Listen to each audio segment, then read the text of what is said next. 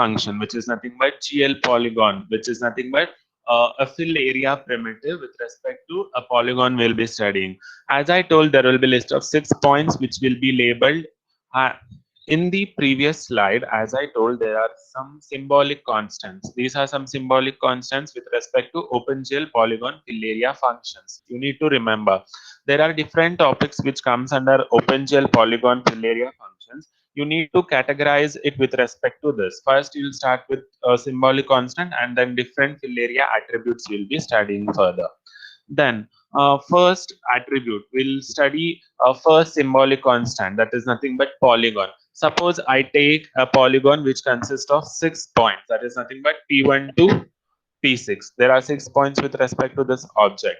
In this object, we'll specify two-dimensional polygon vertex in a counterclockwise ordering. As I have ordered from here P1, P2, I will call this as counterclockwise ordering. So I will get a object here. In this object, each points are being represented. How do you represent points? That is nothing but some function with respect to two coordinates x and y values, right? So I'll be defining some points which are being represented in the form of an array which has x and y coordinate values. So how do you code this particular object with respect to each point? That is nothing but first I will define some points, that is nothing but P1 to P6, which I have been using here in the object with respect to two coordinates, that is nothing but x and y. These are the x and y coordinates.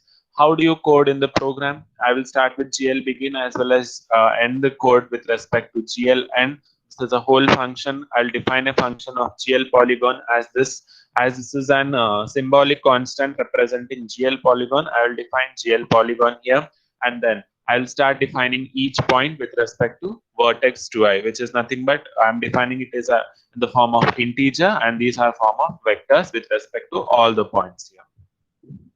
Then moving on to the next symbolic constant, I'll be defining GL triangles here. As we know, we'll be having, we need 3 set of points so that we can draw a triangle. If we reorder the vertex list and change the primitive constant in the previous code example to GL triangles, we obtain the two separated triangle fill areas. In the previous slide, as I told, if you want to define an object with respect to different points, I'll just use, if I want to draw a polygon, I will use GL polygon, which is nothing but symbolic constant, and I'll be defining the points. If I want to draw a triangle, I should just change the function here. That is nothing but instead of GL polygon, I should give GL triangles here. Suppose I define the 5 different points here with respect to triangles P1, P2, P3, P4, P5, and P6. I have missed one function here because I have used 6 points in the previous constant definition, or that is nothing but P1 to P6. If I give just GL triangles, I will exchange the function to GL triangles. You will get a 2 different triangles in your object screen there. Then similarly, if I want to draw a GL triangle strip, I will just change this function to GL triangle strip. It will draw a polygon with 6 number of points, and then it will start drawing strips of that particular triangle. Suppose I can define this as one triangle. I can define this as another triangle. That is nothing but splitting up of different triangles in the object. Can someone tell how many triangles are being defined in this object?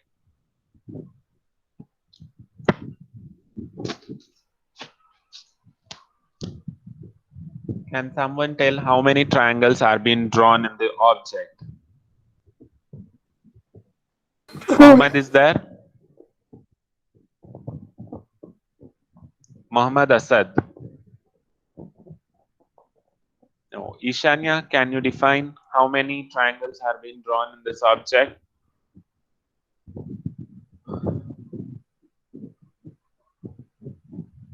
Ishanya is not there. Yes, sir. Yeah. Ishanya, can you tell me how many triangles are being defined here?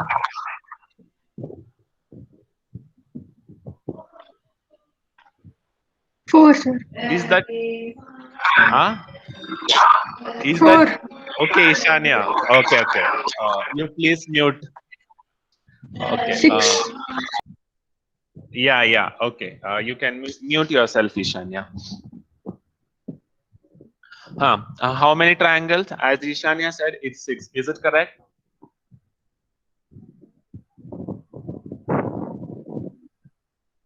Is it correct? I'm just asking a simple question, right? Just tell me how many triangles are defined. This is one triangle. This is another triangle. That is 2. This is the another triangle. 3. This is another triangle. 4.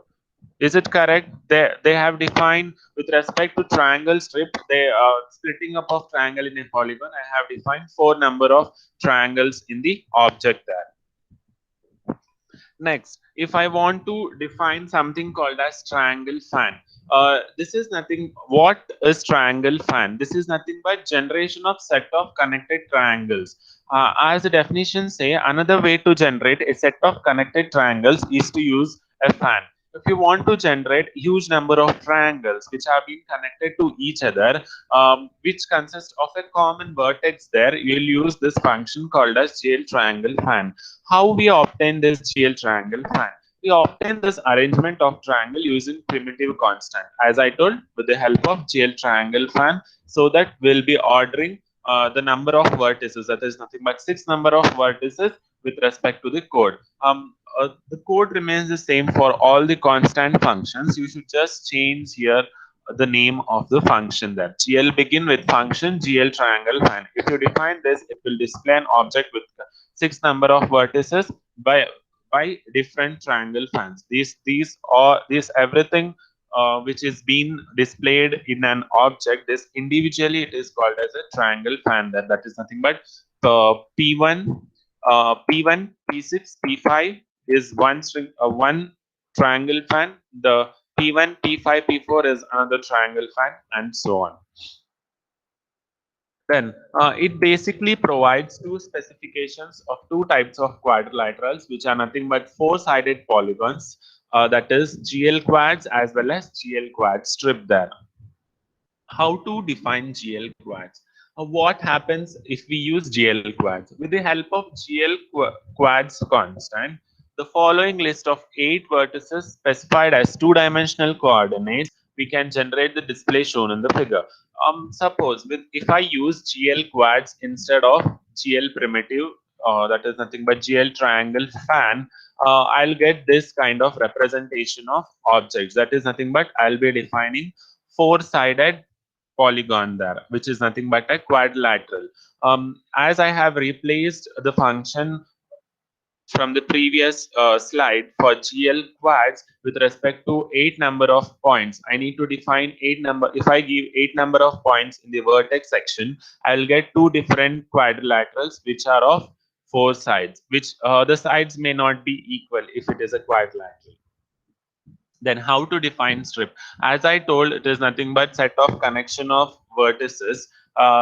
In GL quad strip, I'll rearrange the vertex list and change the primitive constants, which is nothing but this, to GL quad strip, so that we'll get set of connected quadrilaterals. If I use the GL triangle strip, I'll get set of connected triangles there. If I use GL quad strip, I will get set of connected quadrilaterals there with respect to 8 number of vertices there.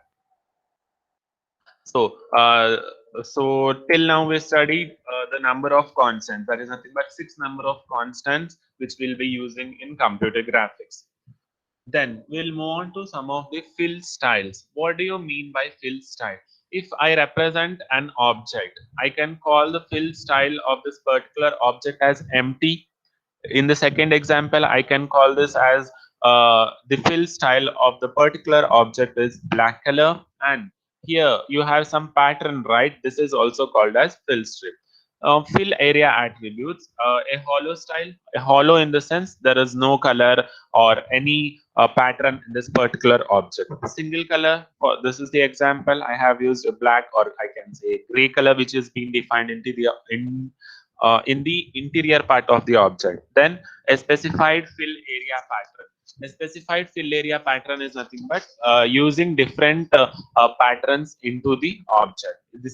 This This is one of the example of one pattern. I can use strips as well. I can use mesh as well in this particular object. That is nothing but fill styles. So, how the fill styles can be represented in computer graphics? We can also fill selected regions of a scene using various brush styles, color palette combinations, as well as structures as well as textures. So, coming on to polygons. In Polygon, how do we use this fill styles? We could show the edges in different colors, widths, and styles. We can select different display attributes for the front as well as back faces of that particular region. That is with respect to polygons. I can say different. I can define this slide as the different number of patterns I can define inside a polygon. The one is diagonal strips, another is diagonal fill area. What is that defined there? I couldn't see. Diagonal. Yeah, it's diagonal cross hatch fill. I can tell this as diagonal hatch fill. I can tell this as diagonal cross hatch fill. These are some of the different types of patterns I can define.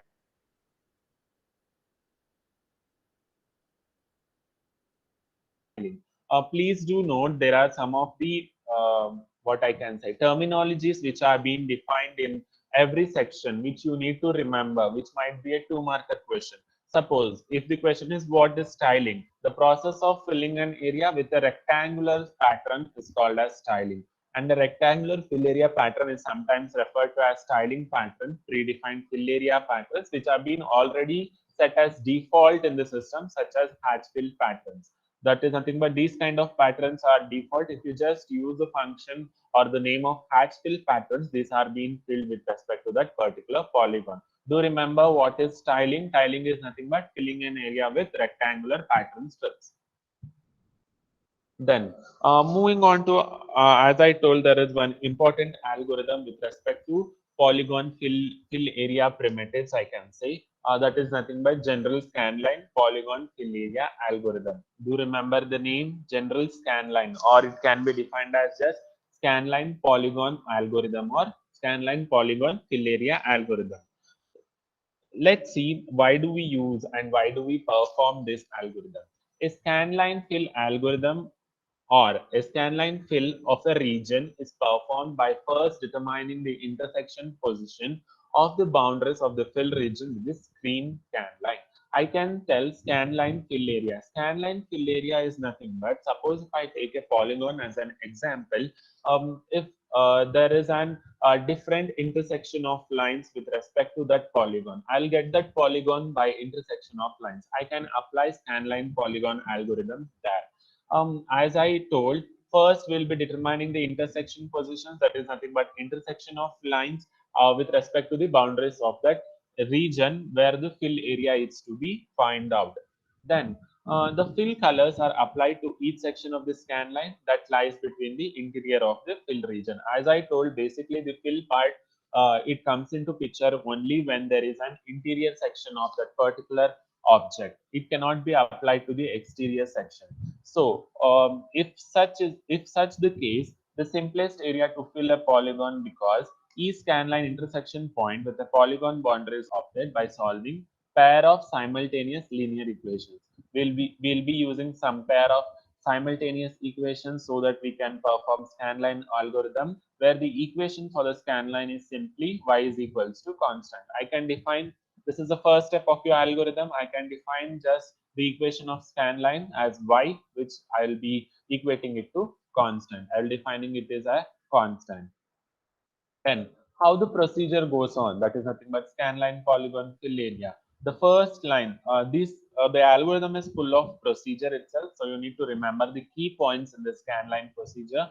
For each scanline that crosses the polygon, I can tell in the diagram this has a scan line which is crossing the polygon. I have defined this as one polygon, one object. This is the line which is being moving on or crossing that polygon. I can call that as a scan line. This line which is being represented in the diagram is called as a scan line.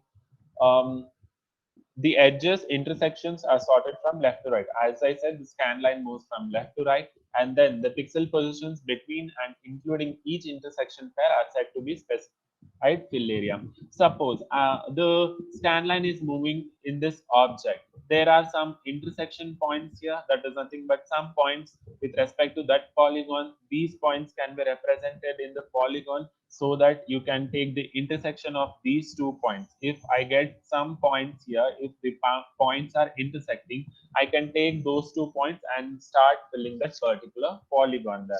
You need to just remember a line which has been passing through that simple object or a polygon is called as scan line, and we have some points that are nothing but pixel positions, which have been plotted onto the scan line, which with the help of which we get intersection of some lines, with the help of which we can start filling that particular object interior part there.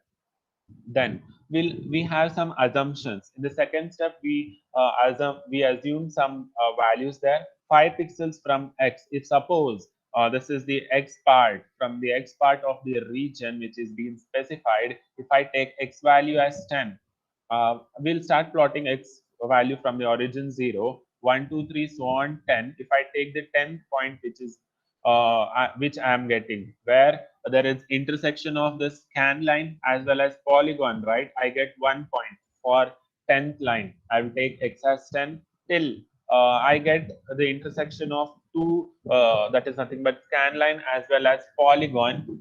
Here I get some 4 points till x is equals to 14. Then similarly, I have a gap here. I have no intersection between the object as well as scan line. Then again, I'll start plotting the x coordinate, which is nothing but 18 to 24.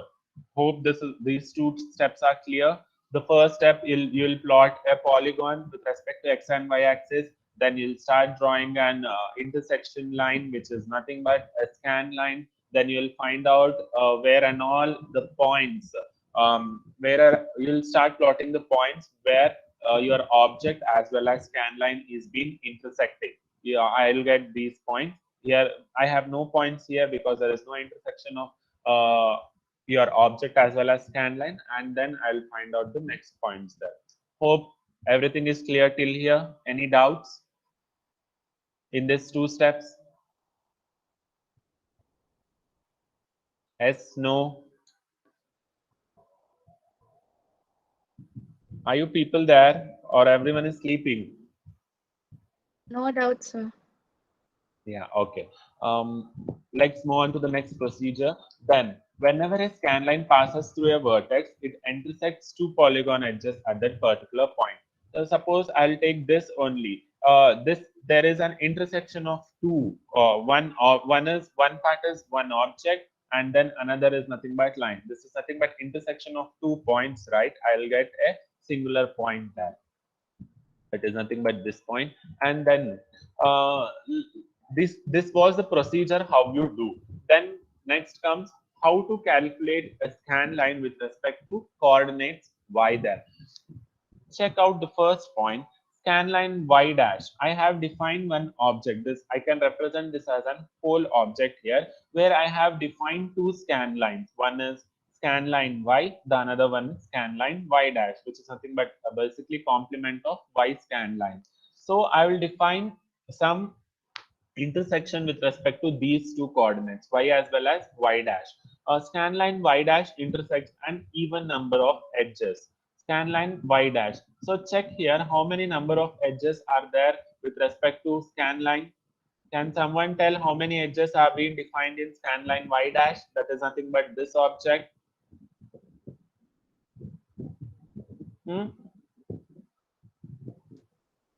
2. 4. Did you tell 4? Yeah, that's correct. Line y dash intersects an even number of edges. I can call the scan line y dash, which is being represented in the object. It consists of even number of edges, that is nothing but 4, and the two pairs of intersection points along this lines can correctly identify the interior pixel span. Suppose these are the points where your object as well as scan line is being intersecting. So I can just fill this area, which is nothing but scan line y dash. Scan line y intersects 5 polygon edges, that is nothing but 1, 2, 3, 4, and 5. It consists of 5 polygon edges there. So that is nothing but this point. So in the first part, you need to in this general scan line algorithm, you need to take one polygon and then start drawing a scan line with respect to it and start defining the intersection points, and you should specify what are the points which are being defined in there. Then next you will take another object and then start defining some of the coordinate, that is nothing but y and y dash coordinates which have been intersecting, and you should define the number of edges. First intersection it should be even, and the next that is nothing but y intersections you should get it as odd there. Then, thus, as we process scan lines, we need to distinguish between these cases. These cases, in the sense that is nothing but even as well as odd number of intersections there, which consist of some polygons there. That is nothing but y as well as y dash intersections. These are the two cases where we study how to intersect the points there. Then, that is the simple logic you found there. That is nothing but intersection of points. Now let's see how to actually identify the intersection point. I'll take the similar example which I have been taken in the previous slide.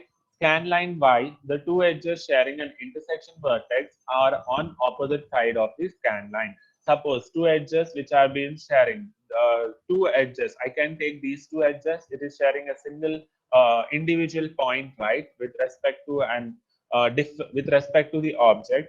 If I'm drawing the scan line here, this is the basic point which two edges are being sharing there. Scan line y dash, the two intersecting edges are both above the scan line. If suppose I will take scan line y, if I can take this as an individual object, common edge, right, which common point which are sharing two edges there. In y dash, we should just check first the common points with respect to y dash as well as y. This is the common point in y dash, and scan line y, this is the common point where it is sharing two edges there, which is above the intersection line or the scan line there. Then, once we find the points which have been sharing common edges, we can identify vertices by tracing around the polygon boundary with respect to clockwise direction or as well as anti-clockwise direction, so that we can move from one edge to the another edge there. Then, if the three endpoints y values of two consecutive edges increase or decrease, we count the shared vertex so that you'll get a point with respect to this object which is passing through that particular vertices there. Then, another method, an extra method for implementing the adjustment to vertex intersection is nothing but you'll shorten some polygon edges. That is nothing but you'll shorten this polygon edge, or if I shorten this polygon edge, I can tell the intersection of this point as well as line takes place there, where I'll get a particular polygon there. That is one method. You will shorten the edges with respect to that particular object. Then these are some of the exceptions which we'll be using in a general scan line. Basically, first you need to remember the first starting slide, and then you need to list out these exceptions. What can be happen if we do so and so? These are some of the points there. When some of the endpoint y coordinates of two edges are increasing, if suppose I take one edge here with respect to one point, if this is increasing, I can say this is decreasing part. If this is increasing, then each current edge is decreased by one. If I find some particular edge with respect to some point on a scan line is increasing, I can decrease it. That is nothing but I told this is increasing. I can tell this coordinate with respect to y as y plus 1. Then if it is decreasing, I start decreasing it, you will get y minus 1 there. Then we have something called as coherence properties in scanline algorithm. Why we use these kind of properties in this? Coherence properties are used in computer graphics algorithms so that to reduce processing. As in computer graphics, we need huge number of processing areas of some particular object you need to define as well as display onto the screen. So to reduce these kind of processing techniques, we will be using some coherence properties there. Some methods often involve incremental calculations so that you will get just a single scan line between those successive points there. You need to just specify what kind of properties you are using in scanline algorithm so that you can reduce processing. We will just use coherence properties there. Then let's start calculating how to find a fill area primitive with respect to scanline algorithm. In the first step of the general scanline polygon fill area algorithm, we'll just calculate the slope, which is represented as m, which is nothing but I can tell it as a slope. In this algorithm, you need to define some examples as well, like defining objects, which I have given in notes also. But while starting calculation of slopes and all, you need to just represent only a triangle, which is an polygon there, which consists of 3 points. You can define one triangle there, which consists of scan lines, two scan lines. One is scan line yk, the another scan line is yk plus 1, which is passing through that particular object. Now, check out the intersection of this points there. That is nothing but intersection of scan line as well as object. This is one point. With respect to another scan line, this is the another point, which I can define it as xk plus 1 with respect to x coordinate, which is the next value need to be find out, and the next coordinate of yk plus 1. With respect to the general scan line, which is been passing through that object yk, I can define it as xk and yk. So how to calculate the slope? It is nothing but differentiation in between the what x and y coordinates, right? Yk plus 1 minus yk, these two representation of y, xk plus 1 minus xk. Now you got the slope of that particular object. That is nothing but m. I got m value. So let's see what we should do in the next step. In the next step, as there is change in y coordinate between the scan line, we just define that is nothing but yk plus 1 minus yk. The coordinates of y should be equated to 1 because there is been constantly changing in y values there. These y coordinates are being changing in the object, then we'll define that as differentiation of y coordinates will be equated to 1. This is the second step of your algorithm. Then the x intersection value, that is nothing but xk plus 1 on the upper scan line, that is nothing but this scan line, that is xk plus 1.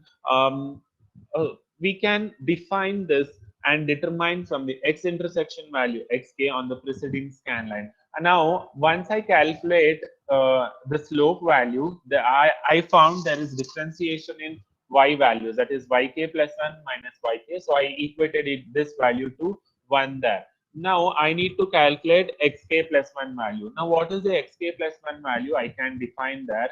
That is nothing but I can define xk plus 1 is equals to xk plus 1 by m, which is nothing but uh, there is some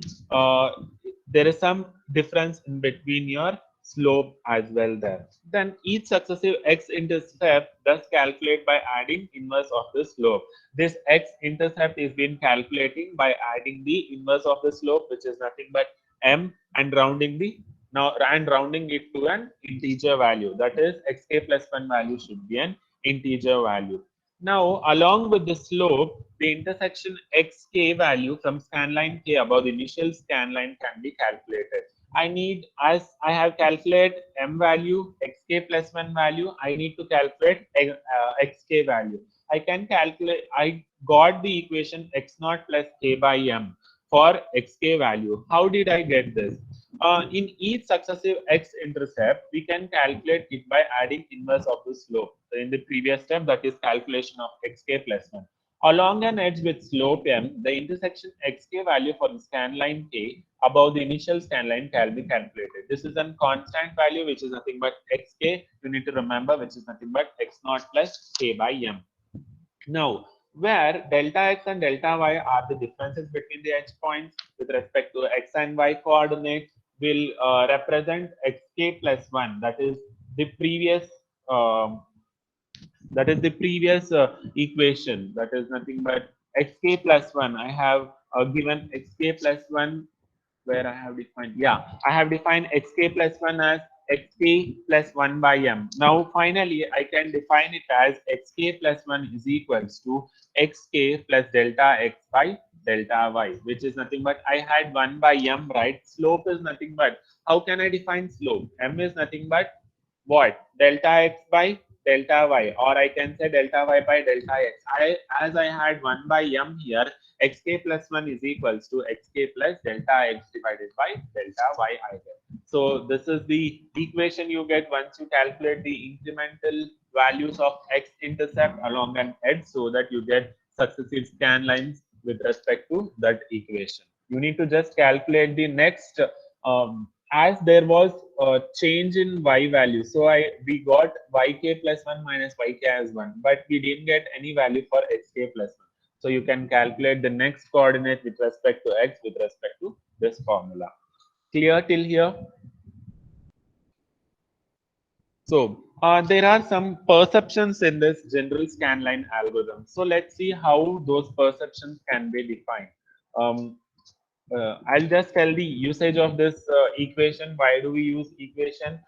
Here we basically perform integer evaluation of x-intercepts by initializing a counter to 0. If x value, that is nothing but kth value, I can call it as a counter. I'll initialize the k value to 0, then start on incrementing that value so that delta x value keeps on incrementing till you get a new scan line on that particular object here. Though you need to remember the values. This is the counter value k. This counter value k, its initialization starts with 0 and it keeps on going there.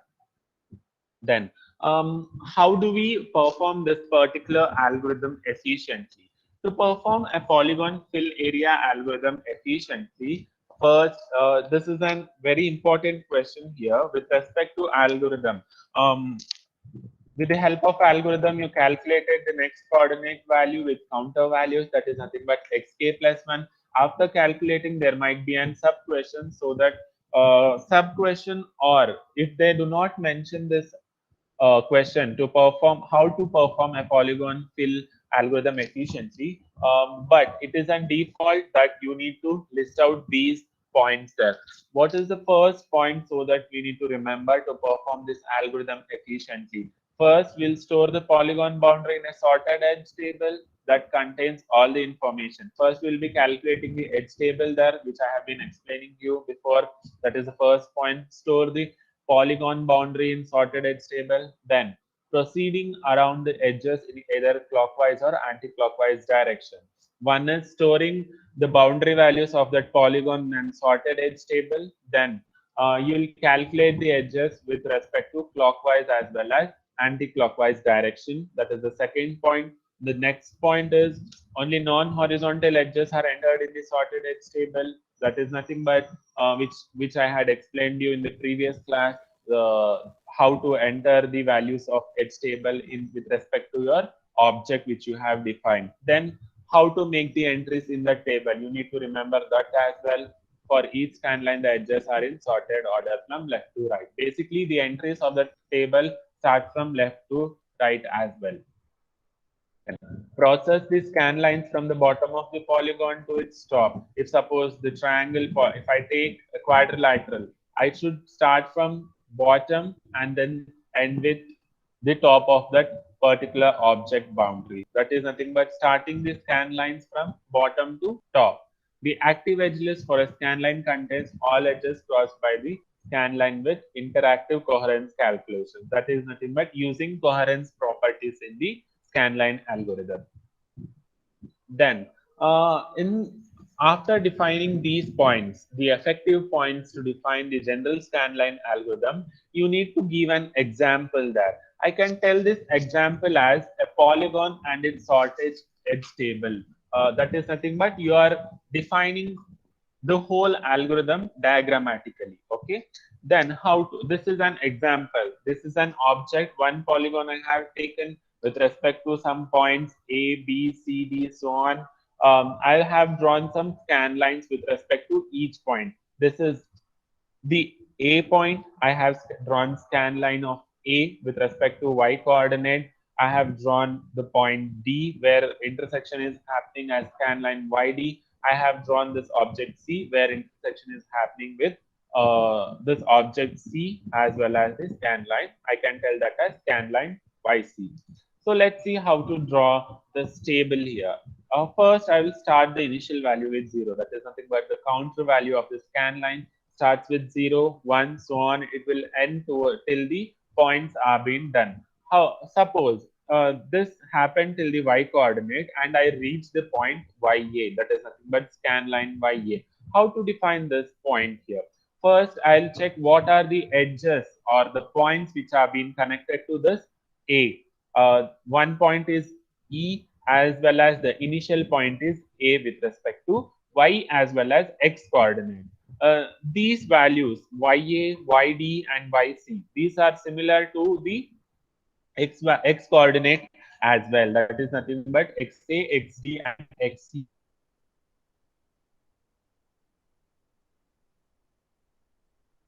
A point, that is nothing but XE.